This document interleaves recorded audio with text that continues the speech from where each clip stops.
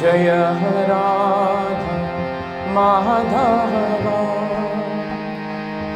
Kunja Bihari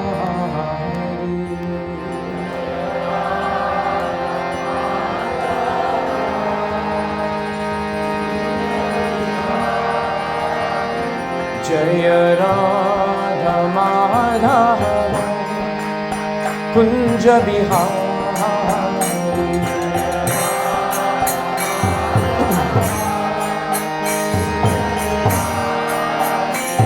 Jaya Gopi Jana Vallabha Girivaradhari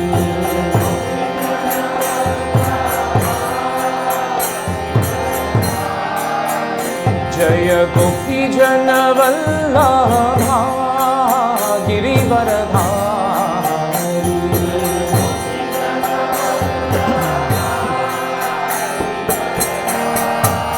Yashodananda Braja Jana Ranjana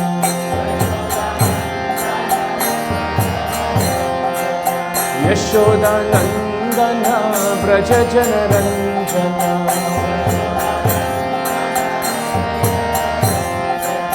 Yamuna Tira Vanachari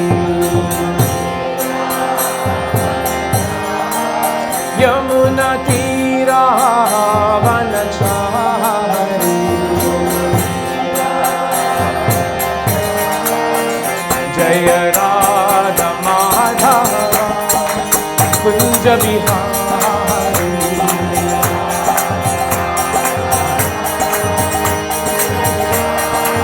Jaya Radha Madhava Kunja Bihari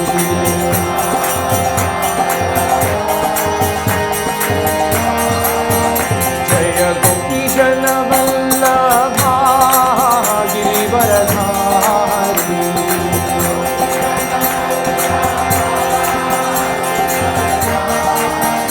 Jaya Gopi Jana Vallabha Girivaradhari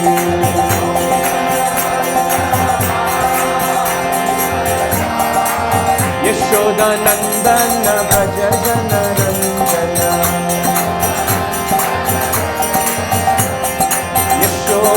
Nandana Braja Jana Ranjana Yamuna Tira Vanachari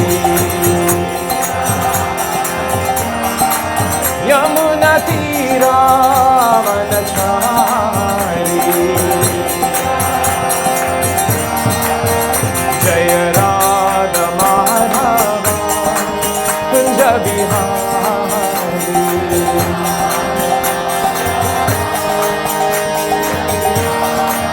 Jaya Radha Madhava Kunja Bihari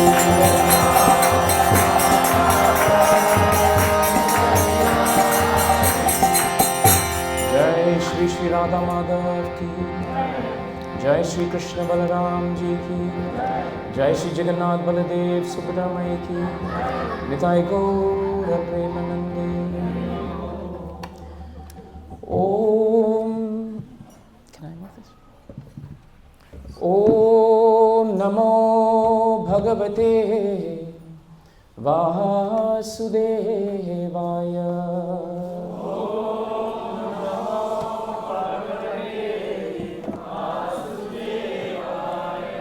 Om Namo Bhagavate Vasudevaya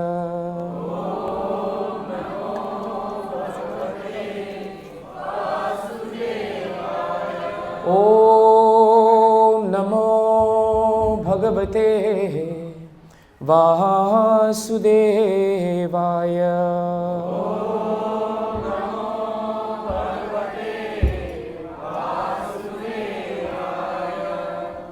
So we welcome all devotees today for the Saturday Feast evening program, and we thank you all for joining us.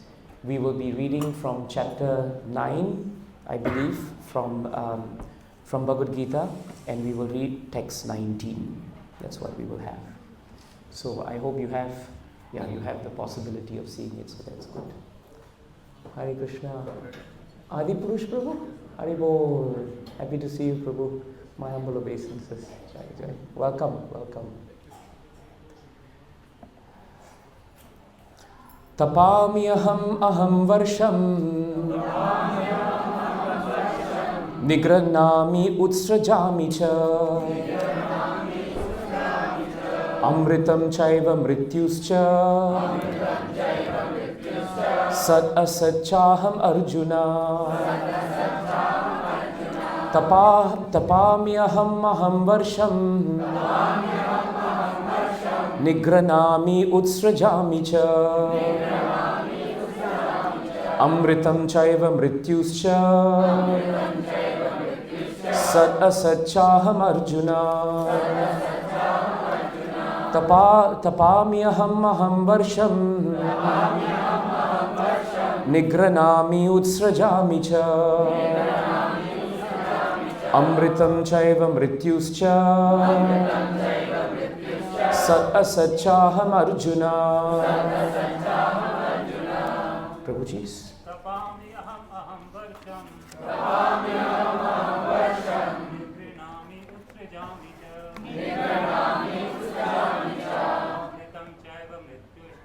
Amritam chaiva mrityuscha Asachaham arjuna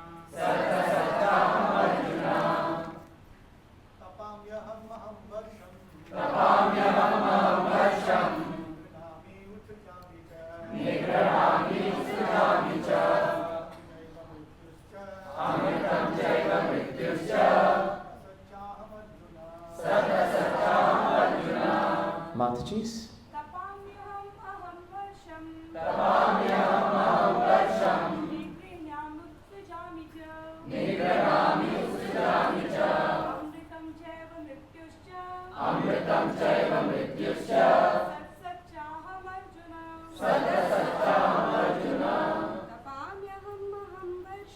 Tapamyaham aham varsham Nigranami utsrajami cha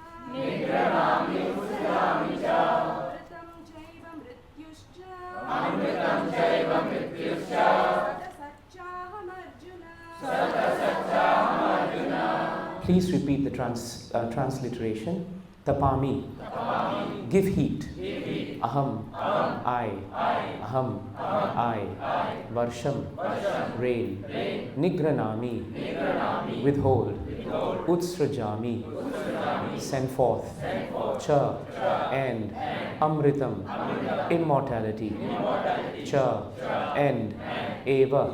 Certainly. Mrityuhu. Death. Cha. And. Sat.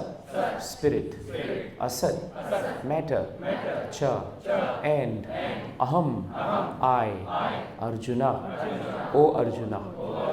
Translation and purport by His Divine Grace A.C. Bhaktivedanta Swami Srila Prabhupada Ki. Please repeat the translation. O Arjuna, I give heat, and I withhold and send forth the rain. I am immortality, and I am also death personified. Both spirit and matter are in me. Please hear the purport. Krishna, by his different energies, diffuses heat and light through the agency of electricity and the sun. During the summer season, it is Krishna who checks rain from falling from the sky. And then during the rainy season, he gives unceasing torrents of rain. The energy which sustains us by prolonging the duration of our life is Krishna. And Krishna meets us at the end as death. By analyzing all these different energies of Krishna, one can ascertain that for Krishna, there is no distinction between matter and spirit. Or, in other words, he is both matter and spirit. In the advanced stage of Krishna consciousness, one therefore makes no such distinctions. He sees only Krishna in everything.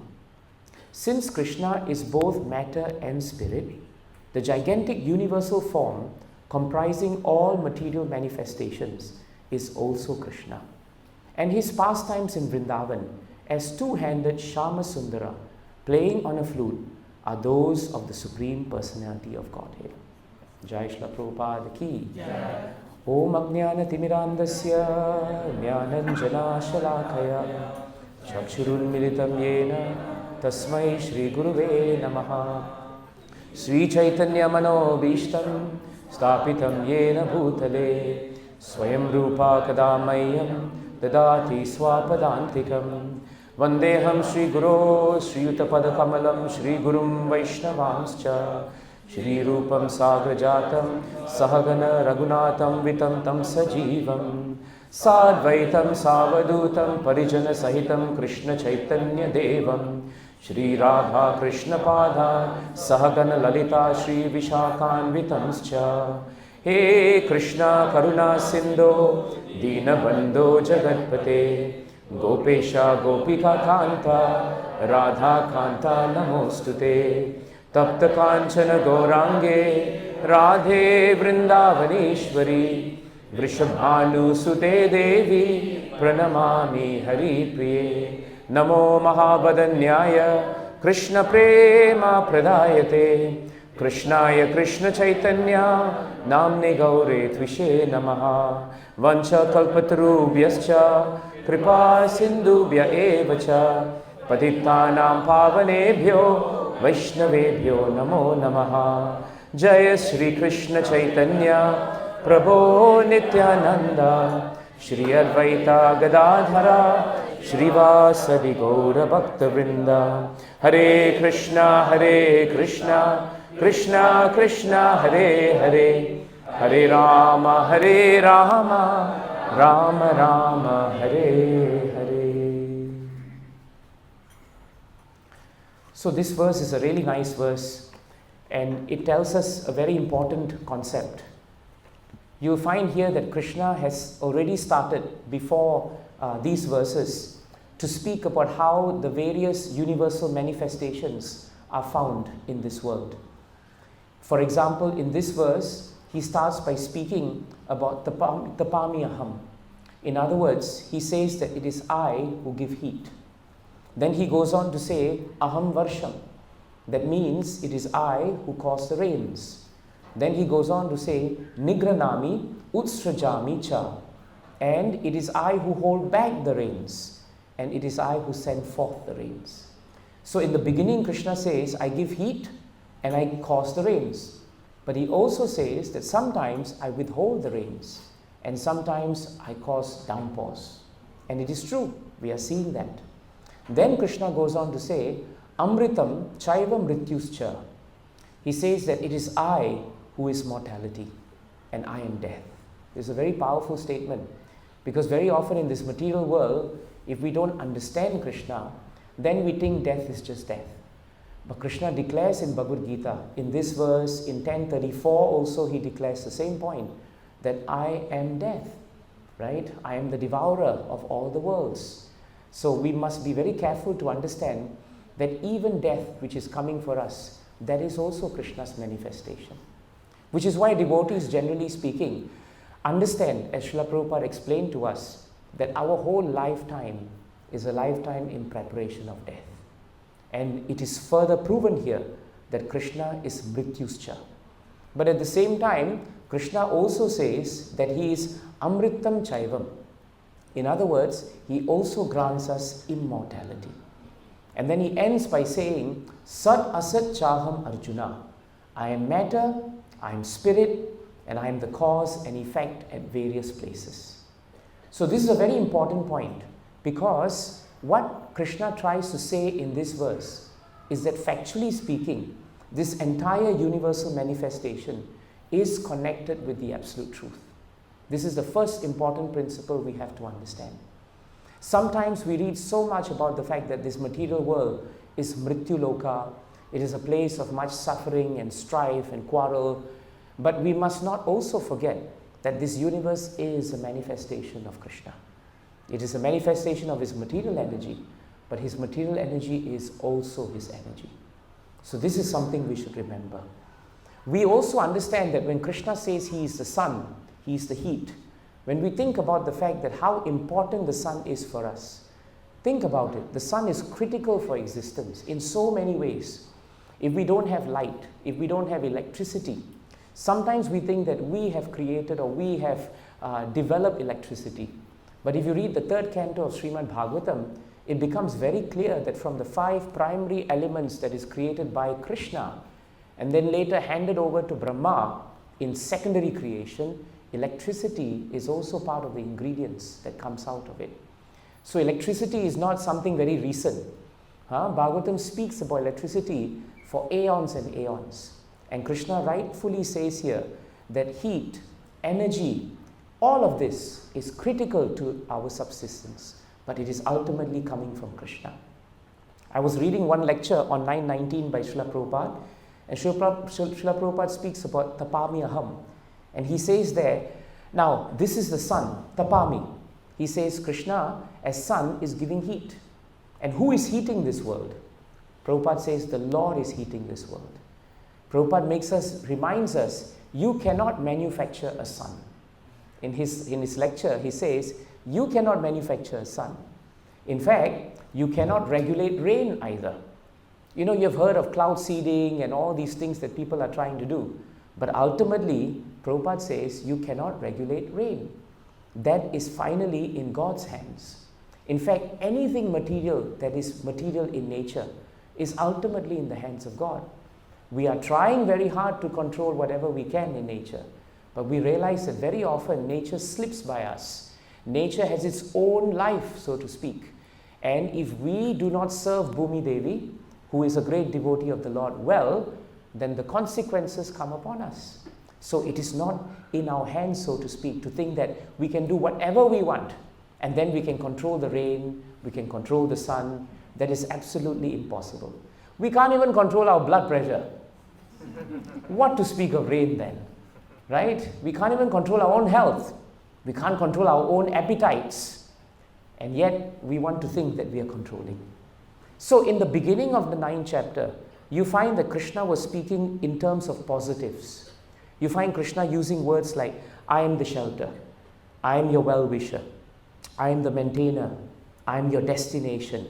So we see there Krishna affirmatively saying that God, Krishna, is in all of this. But now in 1919, there is a shift. And this is very important. Because Prabhupada, Krishna doesn't just only speak about, I am your well-wisher. Now he's looking at the entirety of creation. And in the entirety of creation, it is not always that what is given in creation is positive. The rain can become a deluge, or the sun can become a source of great heat. So therefore, Krishna is showing us that even in the terrible heat of the sun, or in the life-giving heat of the sun, both of them are Krishna. So it's very important for us to be able to see the hand of Krishna in the challenges of life as well as in the positive things of life. The general tendency for us when we take up Krishna consciousness is we think that everything will go positive. But if we have been reading Bhagavatam, we realize that very often everything goes anything but positive. There are so many challenges to us in this material world. So we cannot only be thinking that everything that Krishna is doing is inherently positive, because actually Krishna is our well-wisher, but this material world is a product of our desires. And therefore, whatever desires that come into the material world will be met by action and reaction. We cannot escape that.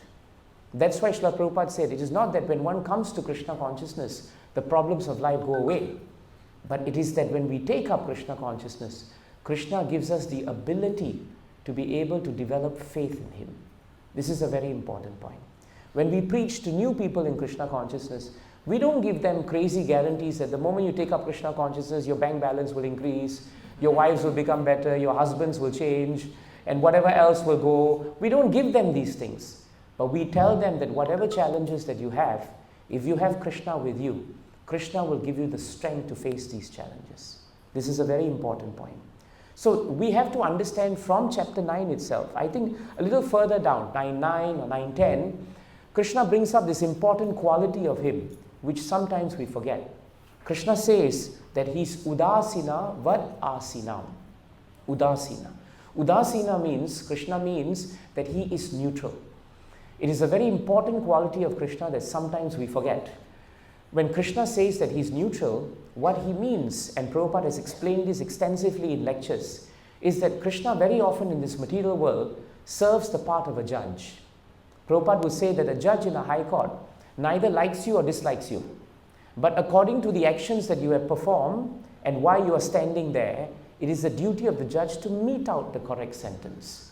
The judge, it doesn't mean the judge likes you, he gives you lower sentence. But according to the sentencing, he has to either punish you or he has to reward you. This is Udasina. So once we understand that Krishna's transcendental quality is that he is also very detached, he is unbiased, and he's very neutral.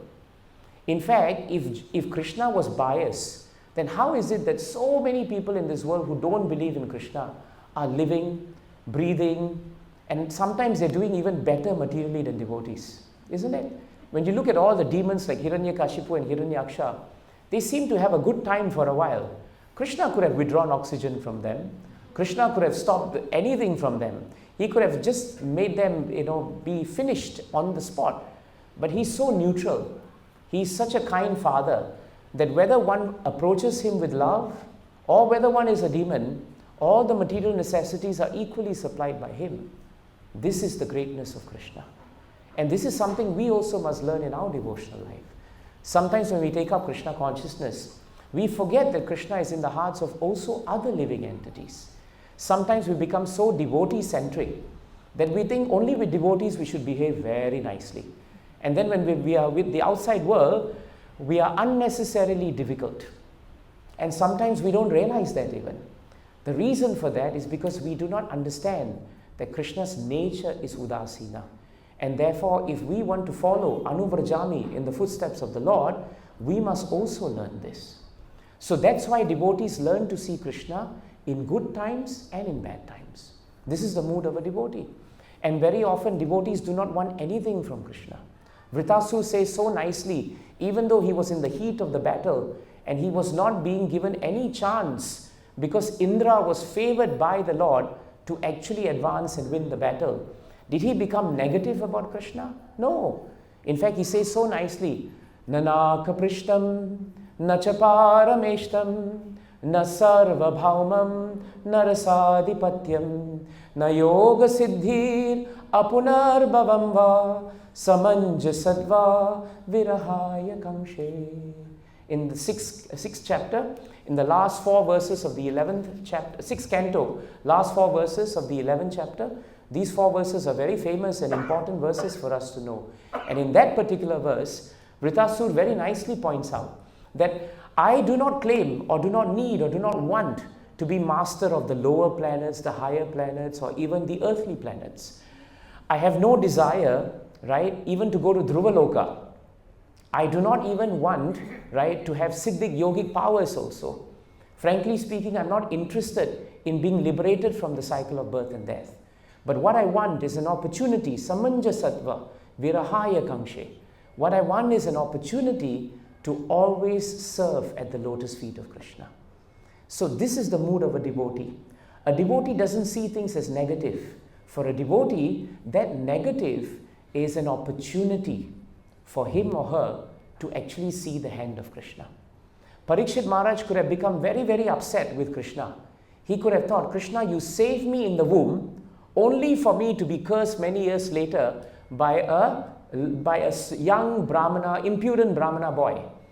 And I would die in 7 days. Then why save me in the first place? Parikshit Maharaj could have become very upset. He could have lost his faith, but he did not. And in the first canto, 19th chapter, he makes it very clear when he speaks to the sages and the rishis who come. He says that, frankly speaking, he prays that Krishna has so graciously come in the form of a Brahmana's curse, and he has overtaken me. This is the greatness of the great devotees. He did not see the Brahmana's curse as a negative.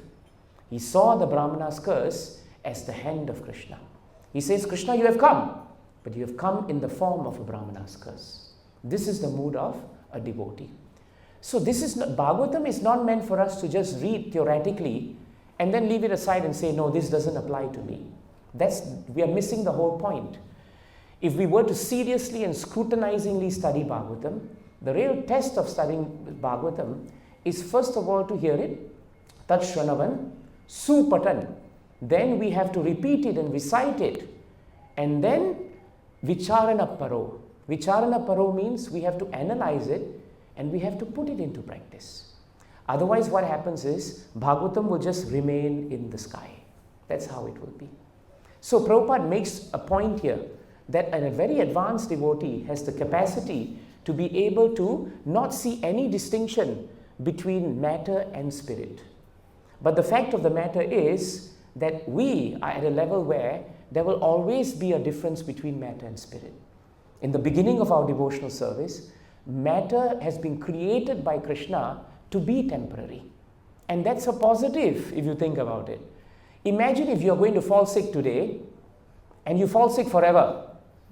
Because it is material, isn't it? It's going to be very difficult, right? If you have a cold for the next 50 years of your life, or you have a fever for 60 years of your life, imagine, it's very difficult. So therefore, by nature, matter is temporary. It is the mercy of Krishna. Imagine, if you're in a difficult situation and matter is permanent. Good luck to you. And you may think, oh, but Prabhu, I have a very happy life. So it should be permanent, isn't it? But the nature of the world is that wherever happiness is coming, there will always be the resultant sadness. So that is not going to go away. So matter by nature is temporary, but spirit by nature is eternal. Matter will deteriorate, but spirit is ever nourishing. So the more we are connected to spirit, the more we will have tejas, the more effulgent we will become. Remember when Dhruva Maharaj in the 4th canto was performing great austerities. He was remembering Krishna very much in the form of the Lord, in the four-handed form. But when Krishna finally manifested in front of him, then he said, Yonta pravishya mama vacham imam prasuptam sanjivayati akila sakti dara swadhamna anyascha hasta sharanam shravanam tvagadin prana namo bhagavate purushaya tubhyam. In the 4th canto, is it 9th chapter, Prabhu? I can't remember.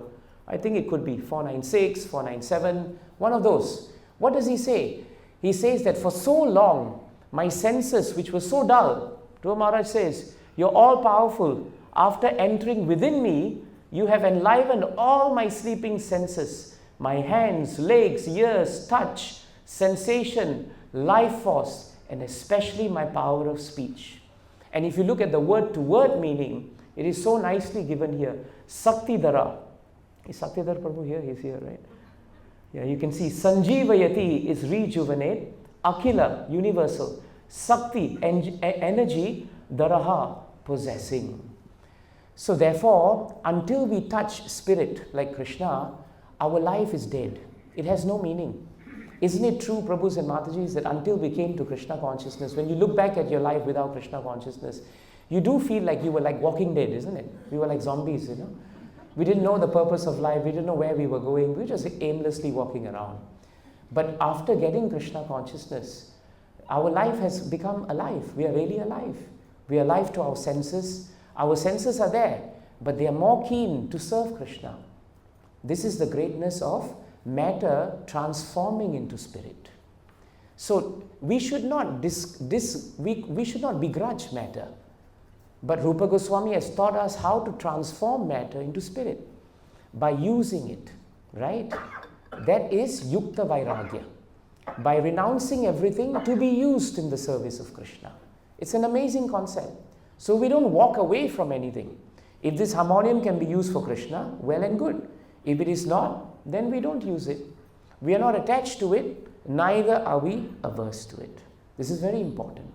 So therefore, whenever we speak about Krishna and matter, we have heard of the Virat Rupa, isn't it? And in the 11th chapter, we hear about Krishna seeing Arjuna seeing the universal form also. But it is very clear that even the universal form of the Lord is actually a manifestation of the Lord. It may not be in the same category as the manifestation of the Lord which is eternally in the Vaikuntha Loka and the spiritual sky. But if you read 2nd canto of Bhagavatam very carefully, the Virat Rupa is designed as a first step in God realization. It is designed so that the glories of the Virat Rupa will enamor the materialist and maybe even the impersonalist who think that God is simply impersonal. But when they see the grandeur of material creation, they will come to slowly become attracted to it. But for devotees, it is different. Srila Prabhupada one time was taking a walk with his disciples near the ocean when he came to the cliff. And there was a very beautiful view of the ocean. And suddenly his disciples were saying, how wonderful is this creation of God? And Prabhupada said, yes, it is very wonderful, but how wonderful must be the creator of this creation? So Prabhupada very expertly moved his disciples from seeing matter to understanding the energy and the supreme personality behind the glories of matter. This is the expert instructions of the Acharya. And that's why we are very, very grateful to Srila Prabhupada. And that's why devotees don't make a big deal of living in the material world. We know it is there. We know it's going to be difficult. No one can escape birth, death, old age and disease. Prabhupada was in Calcutta when the bombs were dropping. And one reporter said, now you are facing death, Swamiji. And you must also understand that in Calcutta and in India, the mortality rates are very, very high. People are dying all the time. But in the West, the mortality rates are not so high. What have you got to say? And Prabhupada coolly said, mortality rate is 100%, whether in East or in West. It's always 100%. Isn't it so? Can you really tell me anywhere in the world someone has a mortality rate of 50%? He's going to die anyway. There's no one in this center at the moment who's not going to die. I'm not saying now, but at some point, it's going to happen. So therefore, we must embrace that this material world will be what it is. Do not become bewildered by the material world. Get on with our spiritual life. How long we are going to use this material world and the problems of the material world as an excuse not to continue to increase our devotional service.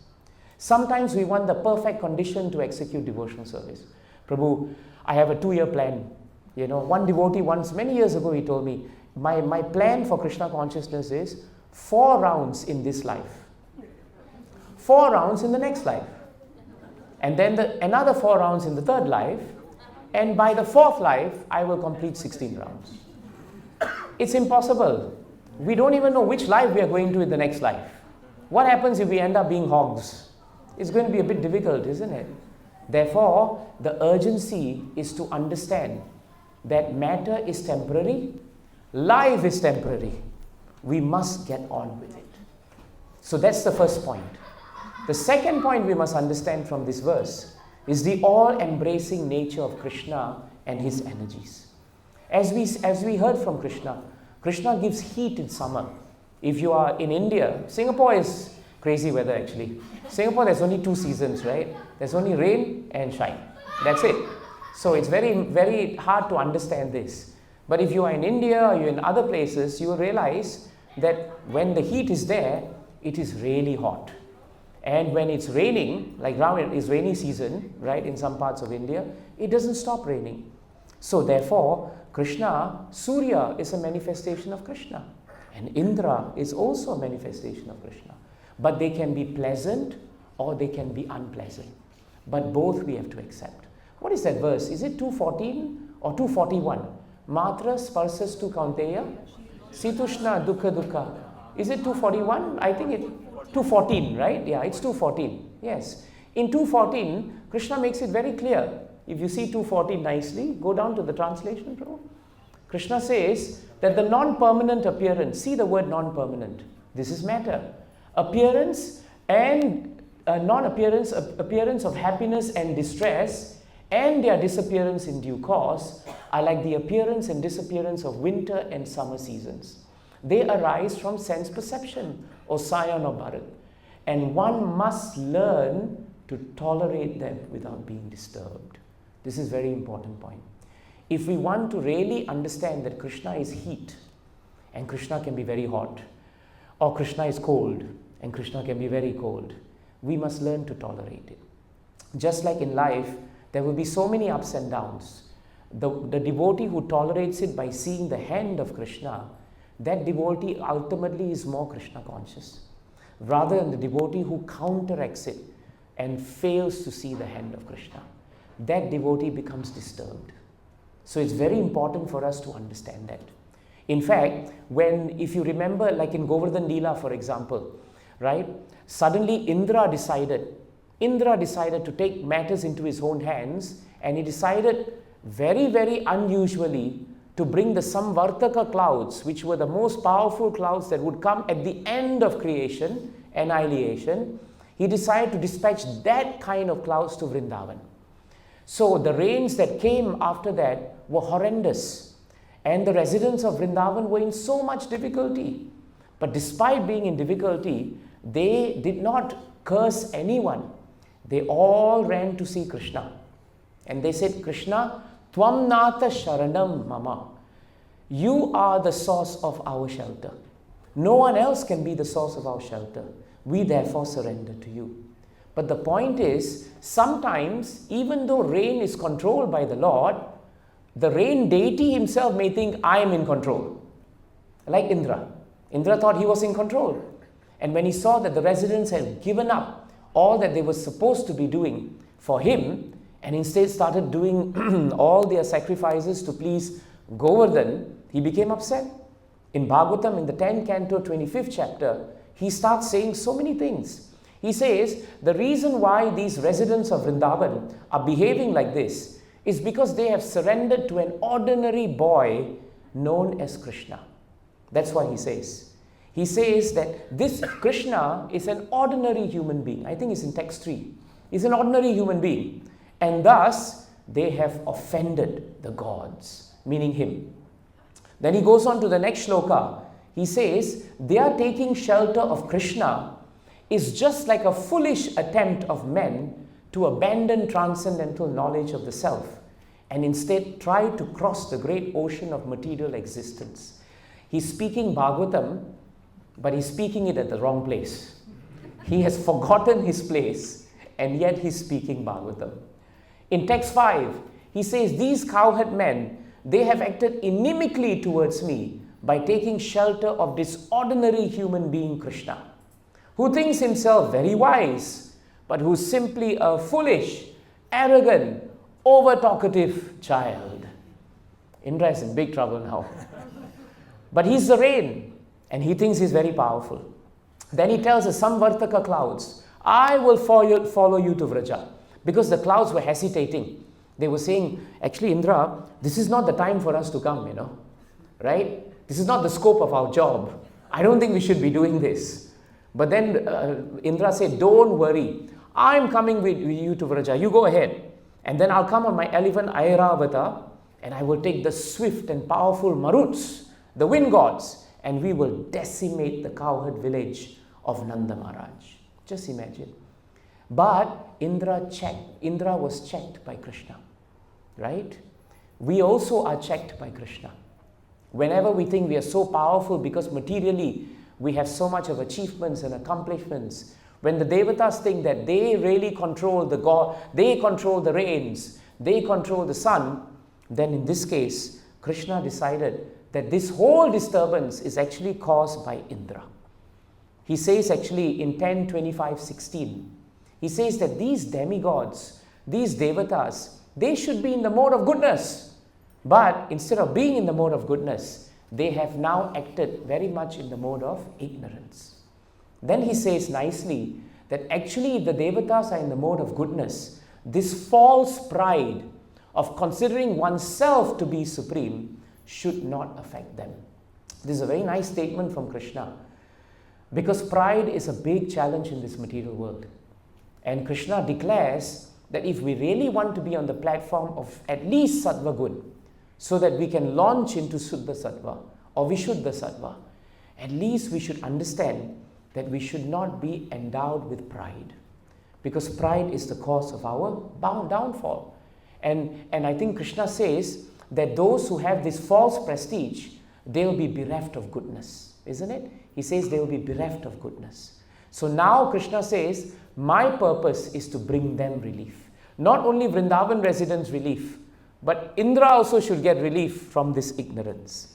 And now in 10:25:18, he says so nicely this point.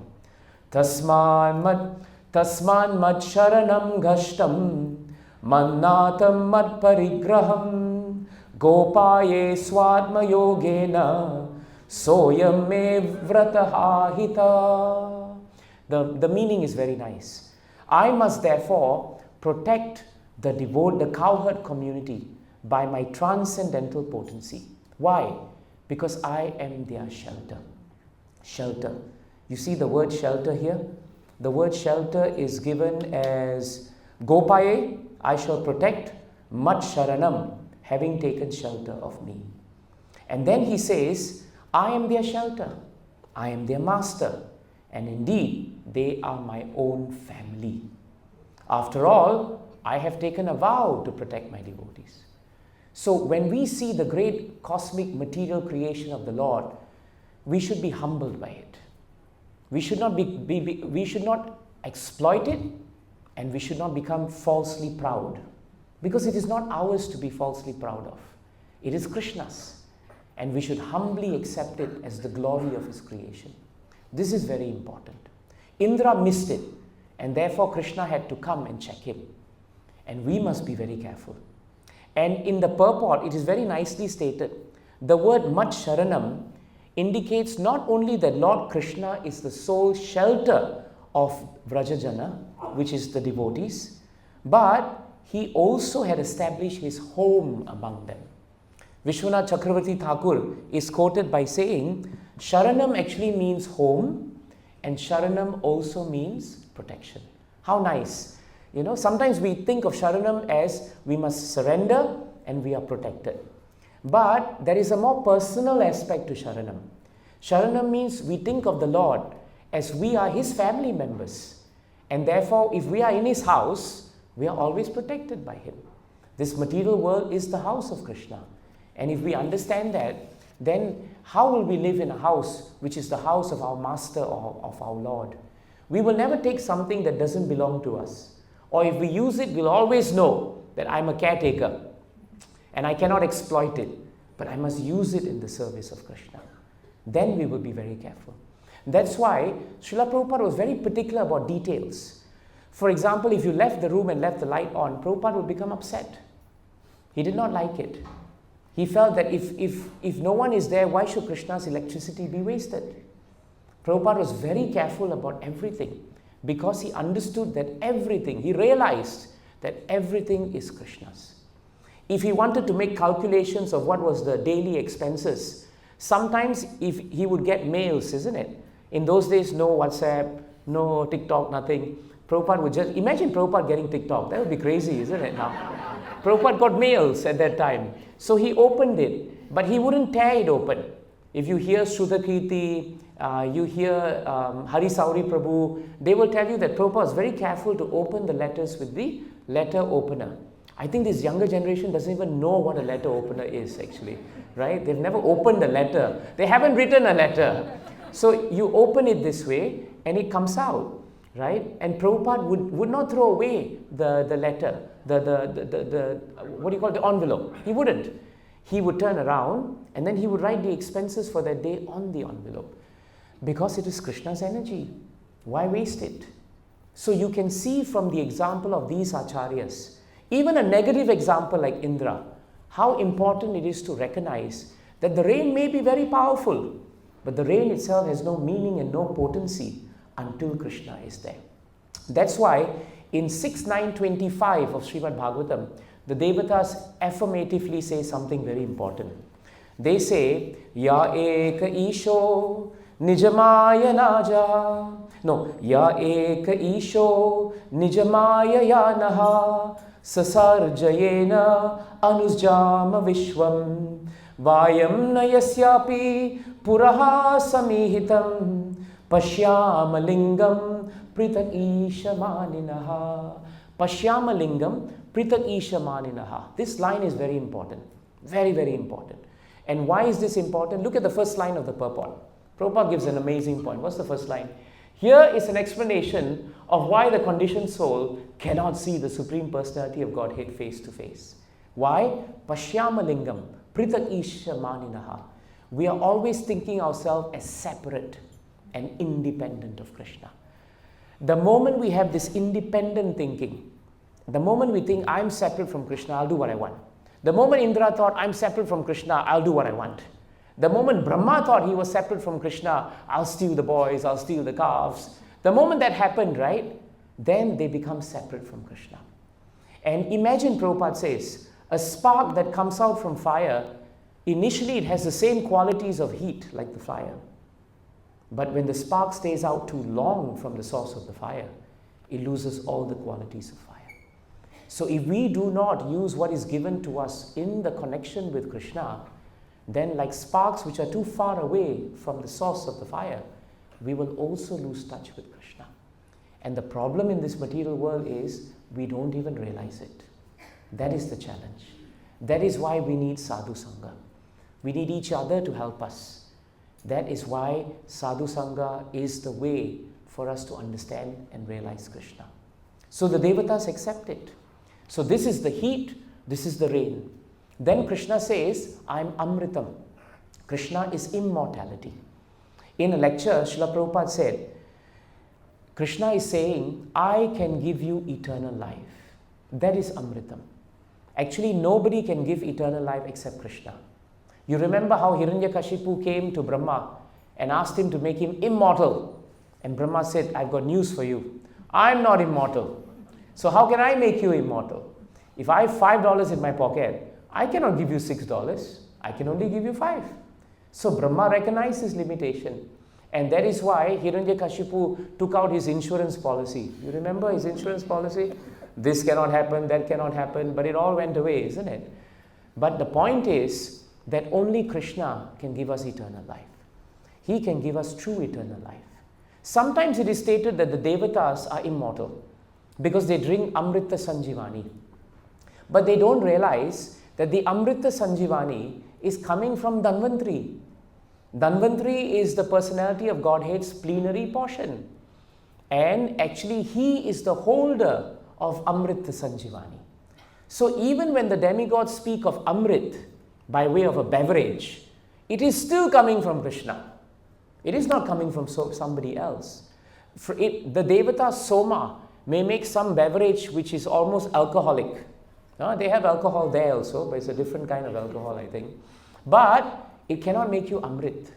If you remember the churning of the milk ocean, and they were chasing after Amrit, it was Dhanvantri. It was the form of the Lord that came and presented Amrit.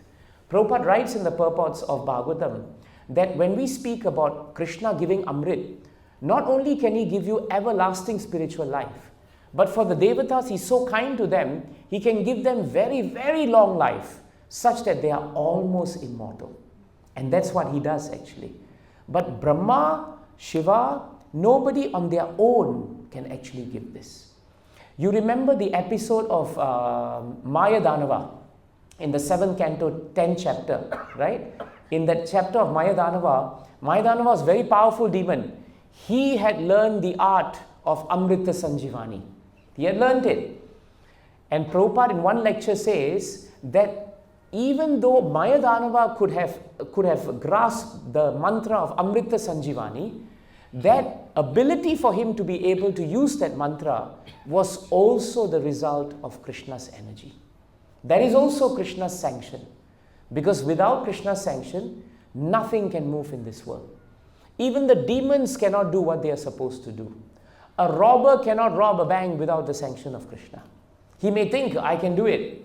But if Krishna decides on that day he gets a heart attack, then he can't rob a bank. Isn't it? So again it comes back to Krishna.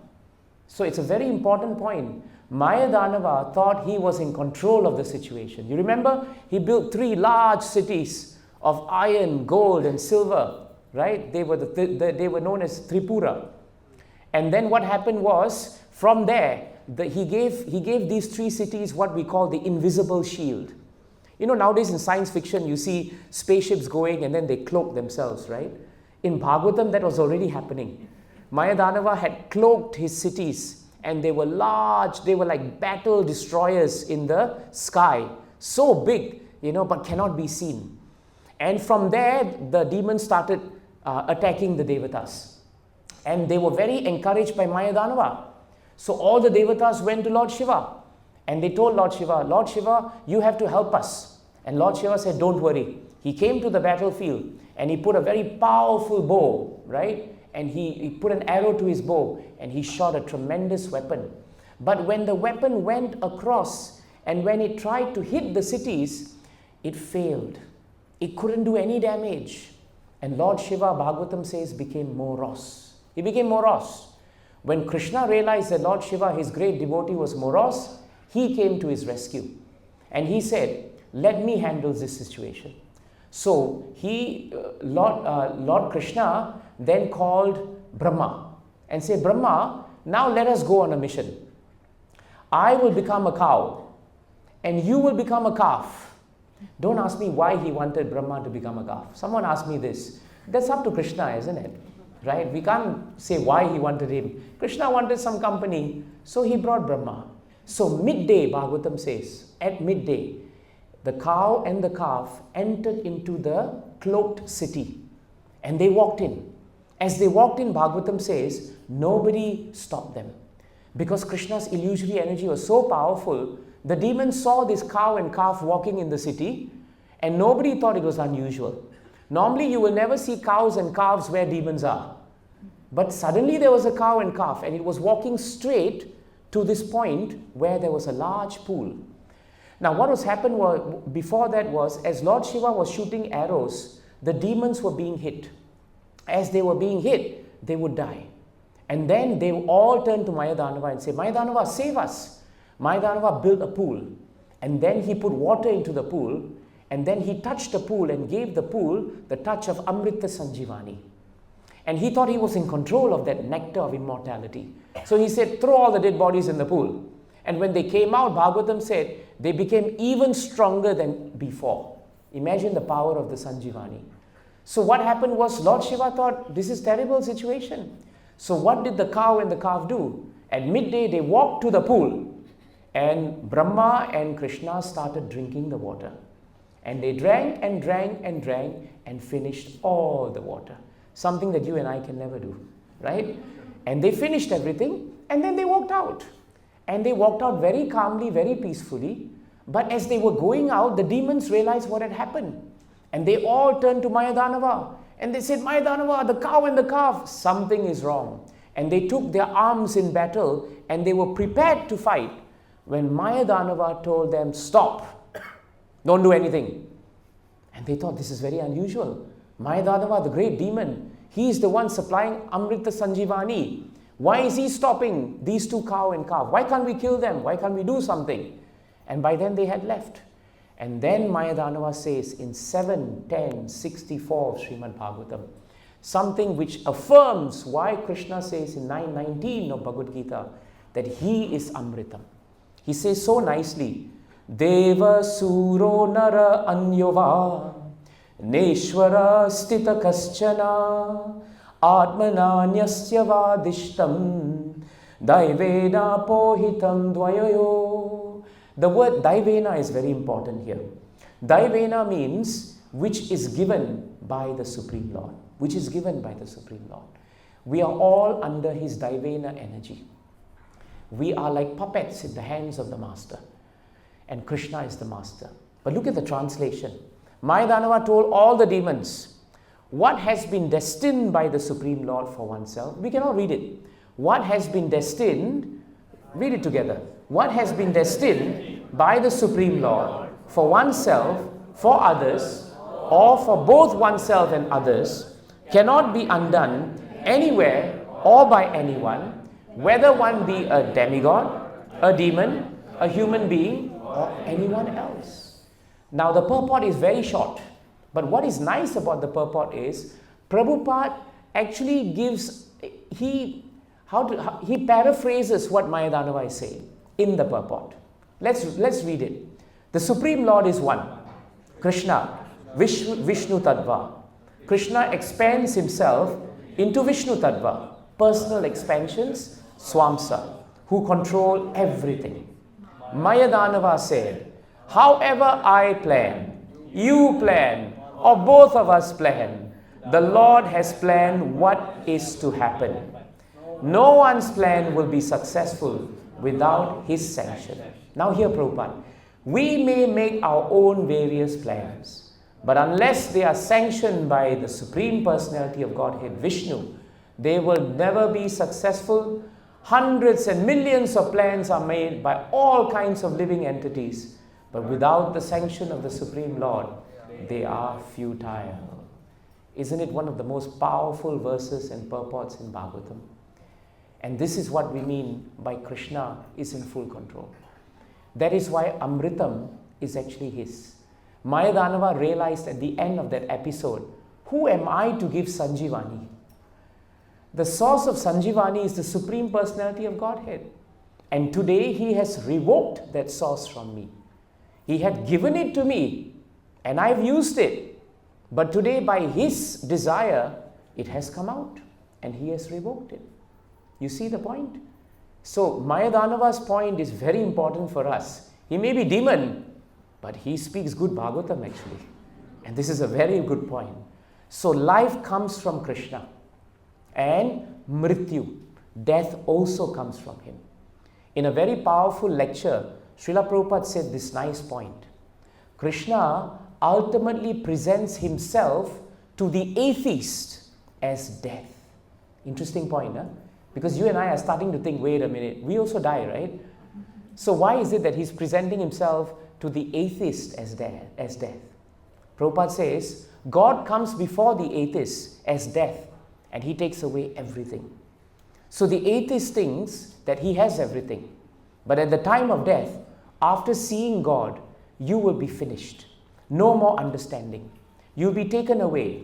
Everything, all possession, all scientific knowledge, bank balance, skyscraper, everything will be taken away. Then you will understand what is God. That's what Prabhupada is saying. So this is one level of trying to understand death. So then Prabhupada also asked the question in the lecture, so why don't you try to understand before that moment comes? He's speaking to an audience of mostly atheists. He's saying Krishna will come as death and he will take everything away from you forcibly. So why don't you try to understand this point before the moment comes? And Prabhupada says, live very nicely, chant Hare Krishna, see Radha Krishna, eat nicely and live nicely. Then he says, that is the way. Otherwise, it is not possible. We shall see at the time of death that everything is finished. Then Prabhupada says, in 1034, Krishna says, I'm all devouring death. So Prabhupada then says, one who takes the shelter of the Supreme, he is saved from death. So we are thinking, how is it that we are saved from death? We're all going to die. What does Prabhupada mean? Then Prabhupada himself asked this question. One may argue, you devotees are dying and the non-devotees are dying. So what is the difference? Isn't it so? How expertly Prabhupada has framed it. And now Prabhupada gives a nice point. He says there is a difference. A cat catches her kitten in the mouth. And it also catches the mouse in the mouth. Superficially, we see that the cat has caught both the mouse and kitten in the same way. But Prabhupada says there is a difference in the way it is catching. The kitten is feeling pleasure. Oh, my mother is carrying me. Kitten feels very happy. The mouse is feeling death. Oh, now I'm going to die. Then Prabhupada says, this is the difference. So although both devotees and non-devotees die, there is a difference of feeling at the time of death. The feeling when we are going to die at the time of death is by Krishna's mercy, we know that we will be protected. That's why many devotees who pass on, they pass on in a very blissful manner. Those of you who are doctors or medically inclined, or you've had experience with people in hospice or terminal disease, at the time of their death, 90% of them will pass urine and stool, and it is out of fear. I spent time in the hospice for many years when I was much younger, and I remember I was given the chance to read a scripture. So, the Christians were reading Bible, and I had a chance to read Bhagavad Gita. But these people whom I read to were all atheists, But at the last point, they had no one coming. They had no families. They were alone. So we would be called as volunteers just to sit with them so that they feel somebody is there. But some of them, till the very end, they would not want to hear. And it was so difficult for them to pass this world. Many of them would say in the nights, that I see frightening beings running around outside, staying outside, scratching on the wall, making noise. These are the descriptions of Yamadutas in Bhagavatam. But you have seen devotees. Devotees speak of Vishnu Dutas. Devotees speak of being very peaceful at the time of their leaving. The body may give trouble, but Krishna, like the mother, takes care of the kitten. Krishna is death, but he is also life. And in death, he brings new life to us. This is why he is Amritam, and he is also Mrityu. And that is why he is worthy of shelter. Isn't he worthy of shelter? So we should perceive Krishna not just in the temple as the deity, but we should see him in the creation that we are in. When things are difficult, see the hand of Krishna. What can we learn from Krishna? When things are good, don't take Krishna for granted. Increase our devotional service. When things are good and not good, then do both. And if your time is coming, be in the Sangha of devotees to remember Krishna. So many times we have seen devotees leaving, but somehow or another they are never bereft of Krishna's protection. Never. This is something we should remember. And finally, this other point that is important. In 6.3.12 of Srimad Bhagavatam, Yamaraj tells his Yamadutas. It's interesting, we just spoke about Yamadutas. He tells his Yamadutas, you all have forgotten one very important point about Krishna. Krishna is Otam Potam, Otam Protam. He is the length and the breadth of every part of this universe. You can see in this shloka, Krishna, Yamaraj says very nicely that actually he is like the two threads that form the length and breadth of a woven cloth. The entire world is controlled by him, just as a bull is controlled by a rope in its nose. So we should understand, therefore, that the purpose of such verses in Bhagavad Gita and Bhagavatam is to make us see life differently. The devotees' lenses are different from the materialist lenses. We don't see reversals as difficult. We see them as an opportunity to remember Krishna. And we understand that only with Krishna can we get true Amrit.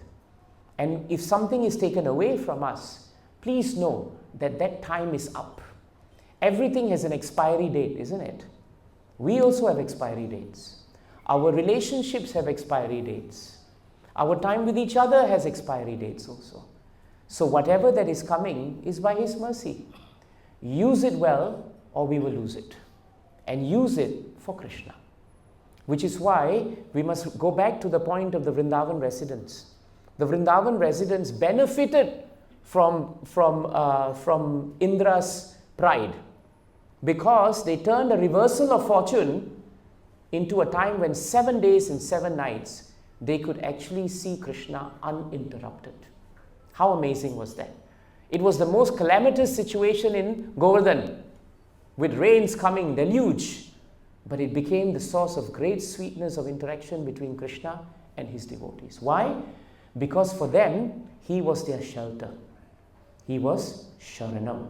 He was their shelter. And what is very important is, we must also know Sharanyam. Sharanyam means one who is worthy of shelter. Sharanam means to surrender. But Sharanyam means one who is worthy of shelter. So Sharanyam means shelter and Sharanam means surrender. In this world, we are always trying to surrender. Sometimes we don't even realize. When we turn to someone for advice, we are surrendering to them. Right? When we say, Prabhu, please give me some prasadam, we are really surrendering to them. Prabhu, please, I need some. Isn't it? We do that. But we don't realize that more important than Sharanam is Sharanyam. Who are you taking shelter of? If you take shelter of one who cannot give you shelter, then your surrender, your Sharanam, is useless. But if you take Sharanam of Sharanyam, of one who is worthy of shelter, then your Sharanam will be very successful. You see the point? It's very, very important point. Devahuti says this to Kapila Dev in 3.25.11, and we end with this shloka, very nice shloka. 3.25.11. We can chant it together. These shlokas from Bhagavatam, they are so relishable. Is it there, Prabhu? Thank you. Tvam tvagataham sharanam sharanyam swabritya samsarataro kutaram jignyasayaham prakate purushasya namami saddharma vidam varishtam. Tvam tvagataham sharanam sharanyam swabritya samsarataro kutaram jignyashayaham prakate purushasya namami saddharma vidam varishtam. See what she says. I have taken shelter of your lotus feet because you are the only person of whom to take shelter. That's it. You are the axe, kutaram. You are the axe which can cut the tree of material existence. I therefore offer my obeisances unto you, who are the greatest of all transcendentalists, and I inquire from you as to the relationship between man and woman and between spirit and matter. And this is how Devahuti would start the journey of Sankhya Yoga. But her mood of surrender is what we must learn. So always remember these two words. Sharanam is there, but Sharanyam, who is worthy of shelter? The devotee is worthy of shelter. The pure devotees are worthy of shelter. Our spiritual masters are worthy of shelter. Srila Prabhupada and the Acharyas are worthy of shelter.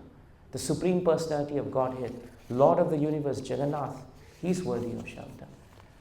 But if we hold on to the tail of a dog to cross the ocean, and we think that just because the dog can go out a little bit and he can come back, and we think, aha, if we hold the tail of the dog, everything will be good, then at some point the dog is going to go down, and we will also go down.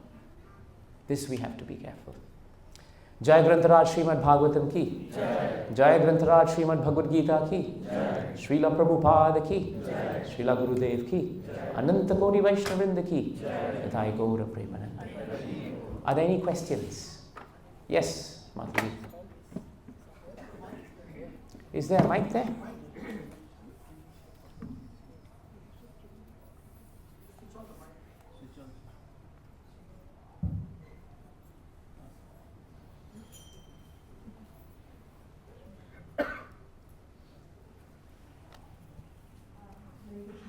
Yes, Madhuri.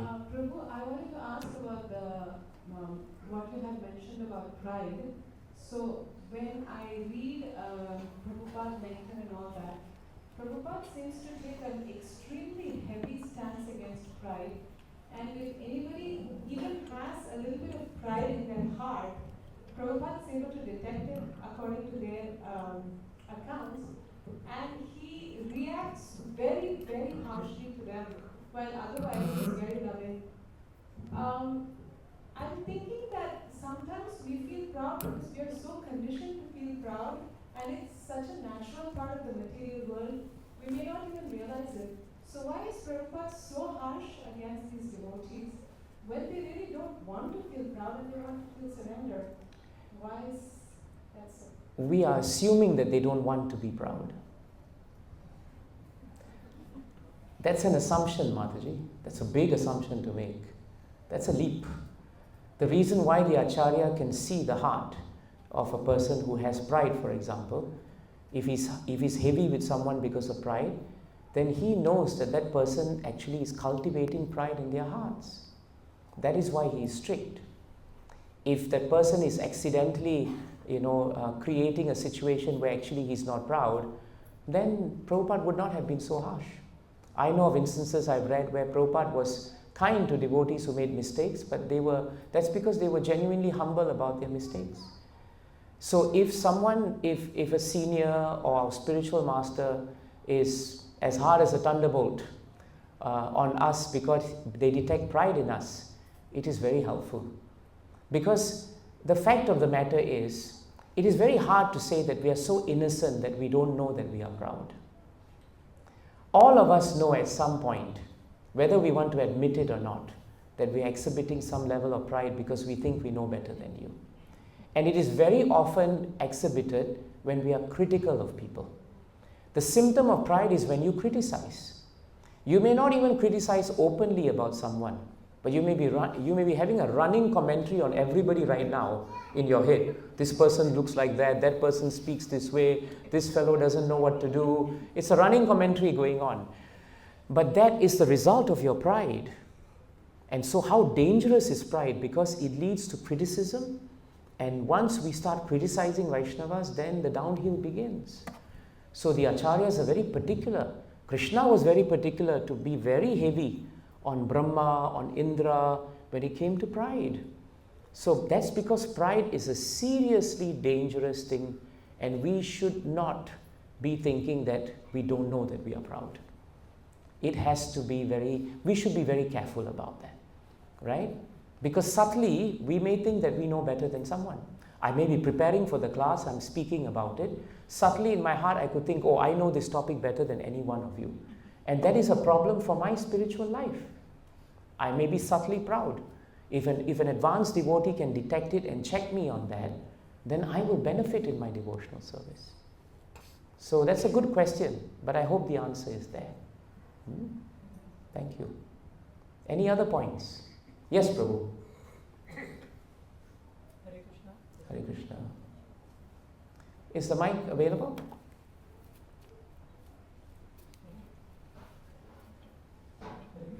Hare Krishna. Wonderful class, Guru.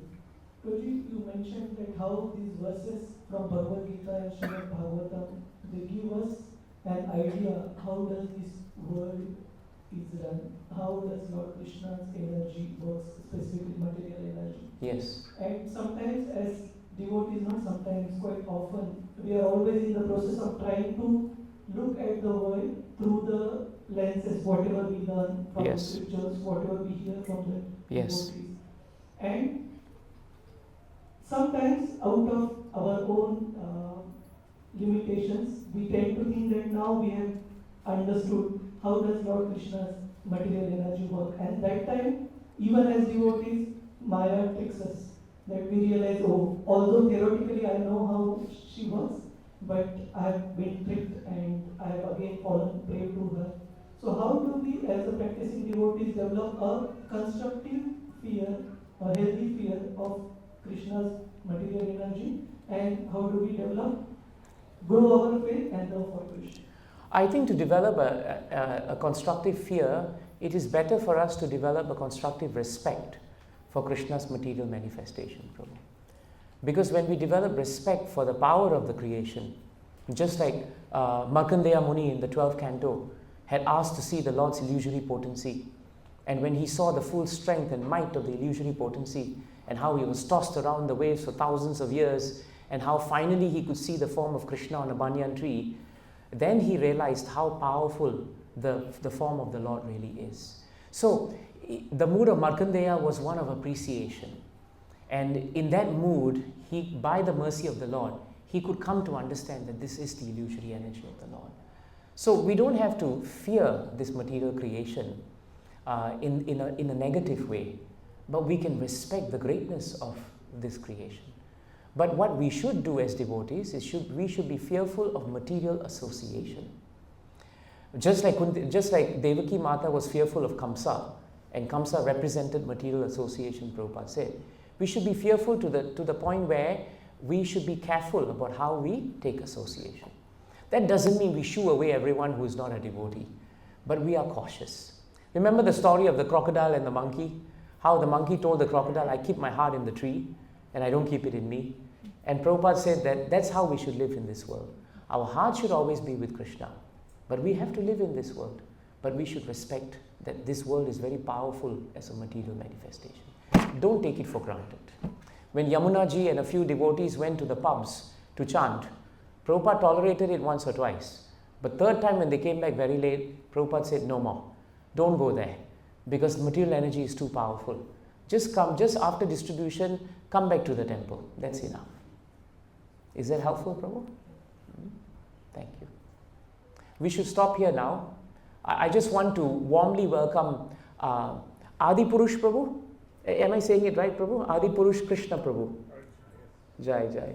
Prabhu is actually, are you the vice president, Prabhu? Or the president? Okay, you are the co-TP. You are the co-TP of Adelaide, Prabhu? iskcon Adelaide. So Prabhu is coming through Singapore now, and he's actually a co-temple president of iskcon Adelaide. I've been to Canberra, but I've not been to Adelaide yet. And we want to warmly welcome you to Singapore, Prabhu. And we hope that we will be able to take your association. We can arrange to hear you, and we hope we'll be able to serve you in whatever capacity we can. And a wife too. Is she here, Mataji? Hare Krishna. Thank you, Mataji, for joining us also. So we must make sure today that Prabhu and Mataji do not line up for prasadam. And that, Prabhu, let's arrange for some nice prasadam without all the other hassle of lining up. And in that way we can serve them. I encourage devotees also to please make them feel at home, because that is the nature of devotional service. Can we have 3 very loud Hari Bols to welcome Prabhu and Mataji? Hari Bol! Hari Bol! Hari Bol!